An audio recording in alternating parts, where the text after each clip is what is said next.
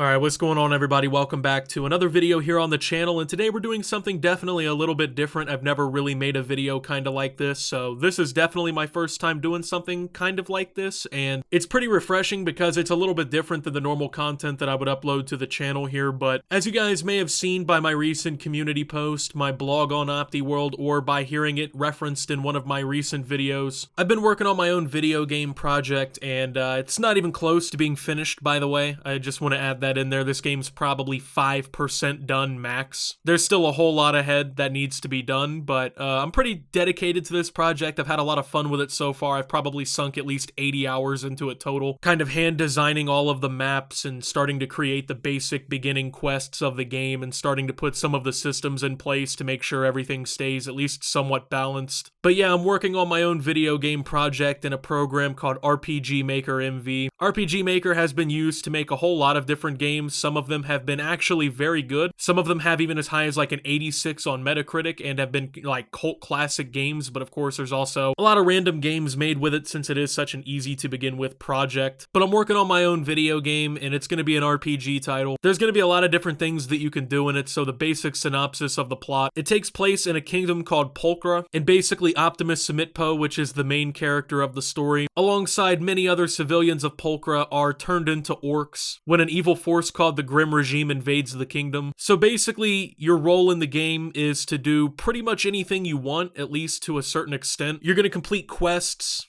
go on long missions, hunt bounties, you can fish, you can hunt animals, you can invest in failing businesses. You'll be able to interact with every single character in the game, and every single character in the game will have their own backstory that you can explore in some way. And basically, the main objective of the game is to defeat the evil Grim Regime that is taking over the kingdom and return the kingdom to its peaceful prosperity that it once was under. But there's going to be a lot of cool little things to do in the game. I actually, when I made a post about this on OptiWorld, I showed you guys a little bit of initial footage of the very basic fishing mechanic that we've worked on for the game. Obviously, it's not done. There's a lot that still needs to be done, but eventually it's going to be a little bit of a mini game that, you know, it's a little skill-based. It's going to have its own graphic and stuff that you can play around with. Basically, it'll be like time-based, so you'll have to try and time the line between a little gap or whatever on the screen to try and catch a fish. But in this video, you're going to be seeing me work on the very initial stages of the game, just a little bit of a recording that I did while I was working on the ferry system of the game. Now basically there's going to be ferries all across the world that can do a couple different things. There's going to be what are called quest ferries, which are ferries that give you quests where you can earn gold, XP, and ferry treats. Then there's also going to be what are called boost ferries, and basically what these are, they can basically boost your attributes like your attack, your stamina, your defense for a little bit of gold, and what are called ferry treats, which are an item in the game that are going to be pretty rare. I was kind of inspired by the fairies in Zelda that like kind of replenish your health and whatnot, but I felt like I wanted to expand on that kind of system a little bit and make it to where, you know, you can do some different things with it. Everything's still in its initial stages, so nothing's really complete. Even the quest lines aren't complete. I'm still writing a whole bunch of these, and I'm writing the characters' backstories and everything to make sure that, you know, everything kind of fits in with the lore. But I wanted to make this video because it's something different, man, and it was requested. Like when I announced everything, there were a couple people who thought that it would be a pretty cool idea basically for me to record some of this and kind of show you guys what I'm doing, because you were interested in kind of seeing, I guess, the game development side of it and everything. And I want to be pretty open with the development of the project. Like I want to give you guys inside looks at what's going on and show you guys how progressively things are getting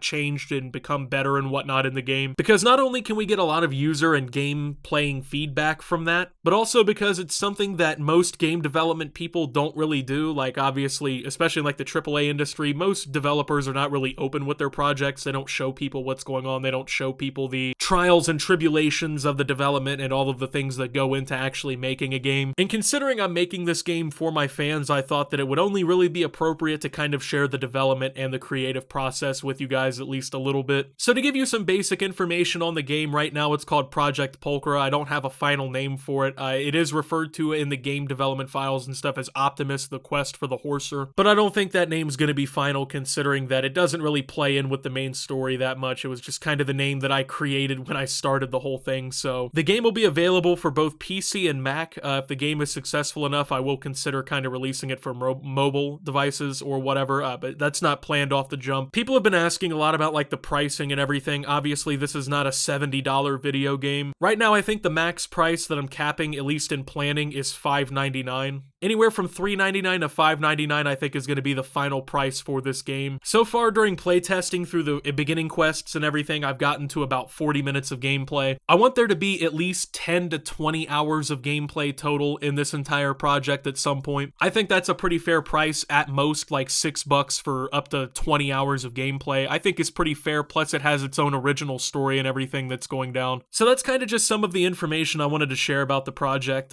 So yeah, I've been working in particular in these last couple days. I've been trying to get like the beginning quests done, and I've been trying to get like some of the other systems implemented. I started a little bit on like the business investing thing. So basically at some point in the game when you gather enough gold, I think right now in the initial stages it's 10,000 gold, but it may be subject to change depending on how the economy really flushes out in this game. But once the character accumulates 10,000 gold, which is probably, you know, a couple dozen quests at least, they'll have the opportunity to invest in their first business, which is the Hortus General Store, which is actually a failing business from the jump in the game. One of the quests before this, you actually end up like talking to the guy who runs the store, which is Shopkeeper Smith, and he basically tells you the business is failing and you try to help him work through it and everything through the choices and whatnot in the game. But at a certain point, you'll be able to actually invest in the business. And one of the things that we're doing, and the reason I say we're, I'll explain in a minute, but one of the things that's being done in the game is we're actually trying to create a variable system, so it's not a success or a failure guaranteed, right? Like at one point during the initial stages of planning out the business investing, I was going to make it where as you followed a certain quest line, like you guaranteed got a certain reward, but that doesn't necessarily sound as fun. That doesn't sound like what real investing is. Obviously, when you invest in a business in real life, it's not a guarantee or a certainty that it's going to work out, so I didn't want to make the system dependent on something like that. So I'm actually working on a variable system that does a little bit of complex math in the background to determine whether or not your investments are successful or not, which actually adds some risk to investing, because obviously if you just get 10,000 gold in the game and you run to Hortus General Store, I don't want that to mean that it's an immediate cash out, like you're guaranteed basically success in the business, because that's not how things work. So in a way, this will actually add some variety to the gameplay. People who choose to invest in the businesses and whatnot will actually either see them become successful and they'll make money, they'll actually profit from it, but based on the variables, they could also fail and they could basically end up kaput without any money. And then hopefully the system, what I'm planning to do is flesh it out to where if the businesses do fail, they actually disappear from the game entirely. So at a certain point,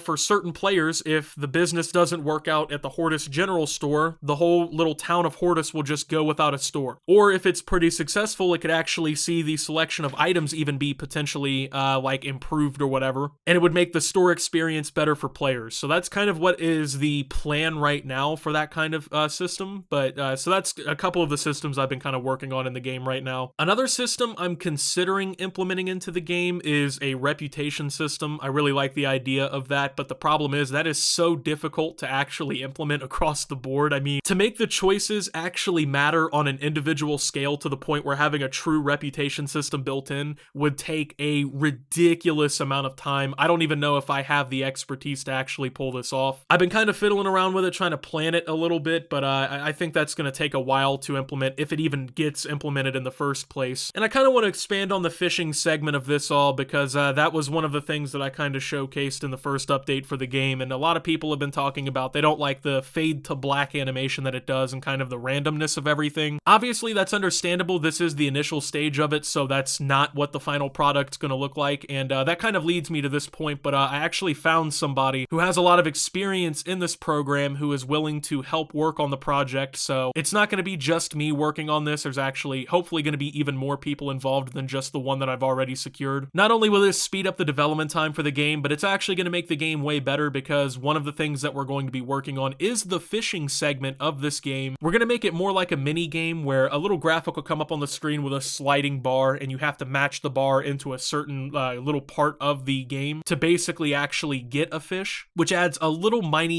tiny micro amount of skill gap to this whole thing. It'll be maybe reminiscent of something like out of, I don't know, like Stardew Valley or something like that, I guess. Planning a similar system as well with mining, so when the player actually enters like caves or they go go into dungeons that look like caves, because there is one planned, a dungeon that does have, that's like a cave or whatever, but when you go into these areas, I would like it to be where you can actually mine, and you can find like rare minerals, you can find like rare items, you can even find like gold or whatnot that you can convert into currency. So there's a lot of complexity that we're working on with the game and everything, and hopefully it's going to be all figured out. Obviously the game is still in very early stages of development. I don't even know 1,000,000% if this game will ever come out, but I'm still working on it, obviously. I mean, there could be a lot of hiccups down the road, I don't know. But I just wanted to share this with you guys because I thought it was pretty cool, and you guys, a few of you asked for it, and I thought that it'd be a little bit cool to kind of show you guys the inside look, I guess. So